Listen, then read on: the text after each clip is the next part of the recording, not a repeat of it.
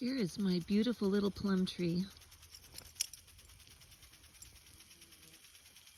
Last year, this tree was just loaded with beautiful plums. They're probably the best I've ever eaten in my life. And I'd probably eaten about 10 of them. And I had this thought that I better pick all of these tomorrow before anything gets them, which I was surprised anything could get them because I have at least a 6-foot fence around here, and I have a lot of it lined with logs so things can't go under, but there's a few spots that I haven't got logs around yet.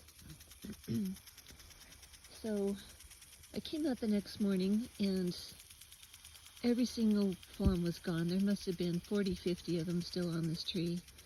And there wasn't a foot track, there wasn't a half-eaten plum. There was no sign that anything made it through the fence anywhere, or the fence was down.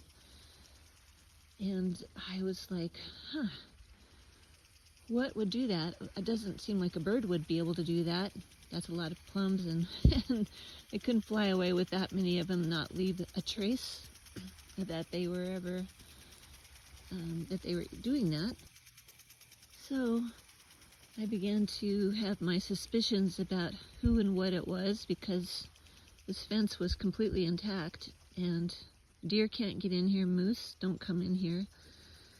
The only other thing that was left that could come in here was the creature that's been visiting me, which is very tall and hairy, has big feet, lots of big muscles, makes a lot of grumbling and grunt sounds and a lot of whooping noises, tree knocks, and has a very interesting language that sounds kind of human, but it's hard to understand. I can't understand it.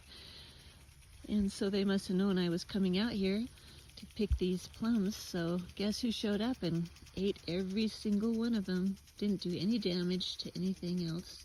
Picked them so carefully. Yeah, so if you're missing fruit and you live in the forest, that could be who's eating it.